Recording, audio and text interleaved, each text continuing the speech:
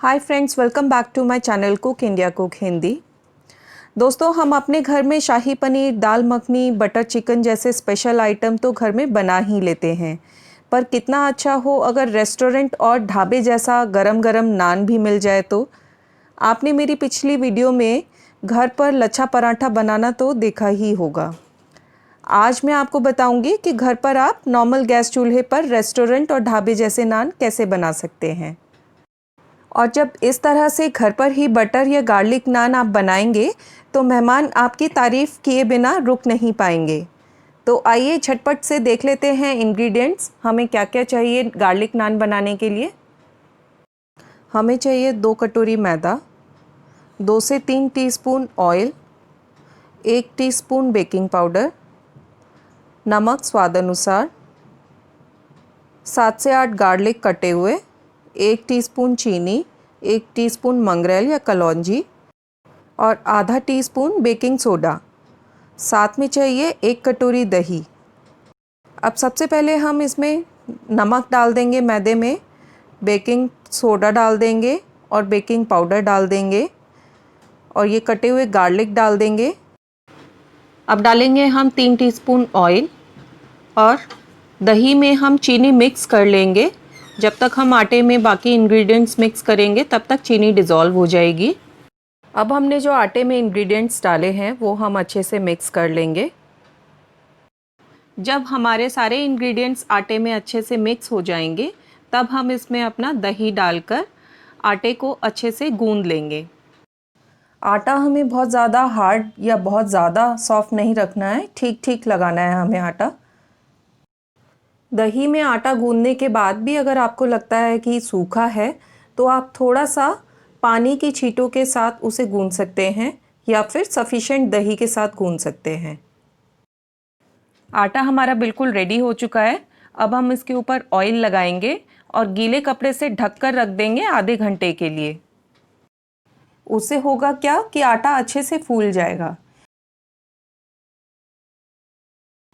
आटा राइज हो चुका है अच्छे से। अब इसे और थोड़ा सा मथ लूँगी मैं। ये देखिए, ये एकदम स्मूथ डो बनकर तैयार है। अब हम इस आटे की लोइयां काट के रख लेंगे।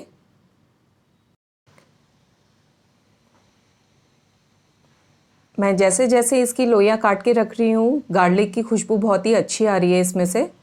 ये देखिए, ये हमने लोइयां काट के रख ली हैं। अब इसे हम गीले कपड़े से ढक कर रख लेंगे जिससे कि हमारी लोइयां सूखे नहीं। और एक लोई लेके इसको हम नॉर्मल चपाती की तरह बेल लेंगे। इसका आकार हम थोड़ा लंबा ही रखेंगे क्योंकि हम नान बना रहे हैं।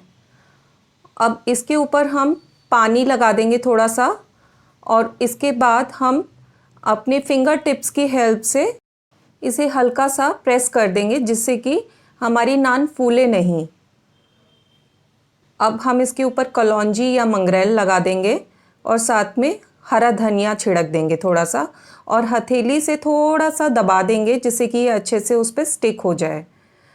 और हाथ पे लेते हुए दूसरी तरफ भी हम पानी अप्लाई कर देंगे क्योंकि हमें ये तवे पे चिपकाना है और तवा गरम हमने करके रखा हुआ था। तवे पे इसको चिपकाना है, बहुत ही सावधानी से करना है ये काम। और इसे लगभग 30 सेकंड के लिए मीडियम हीट पे पकाना है। अगर आपने इसको 30 सेकंड से ज़्यादा तवे पे इसी तरह रखा तो ये नीचे से जल भी सकता है। तो ध्यान रहे, सिर्फ 30 सेकंड के लिए ही इसको रखना है। और 30 सेकंड के बाद हम तवा पलट के इसको दूसरी तरफ से सेक लेंगे। ये बहुत ही लो फ्लेम पे पकाना है आपको तवा उल्टा करने के बाद।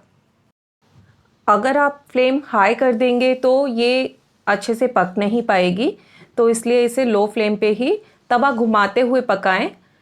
इसको रेगुलर वॉच करते रहना होगा जिससे कि हमारी नान जले ना और चारों तरफ से अच्छे से पक जाए। ये देखिए, नान हमारी लगभग सिक चुकी है। अब हम इसे निकाल लेंगे।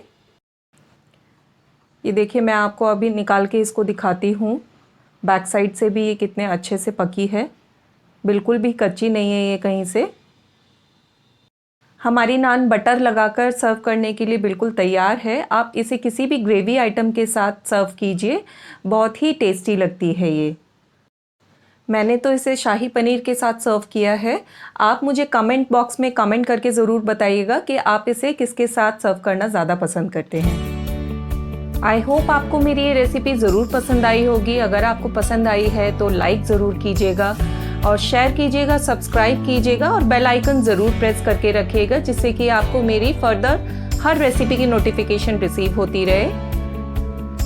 Thank you for watching my channel. बहुत जल्द मिलेंगे हम एक नई रेसिपी के साथ। Keep supporting me. Thank you.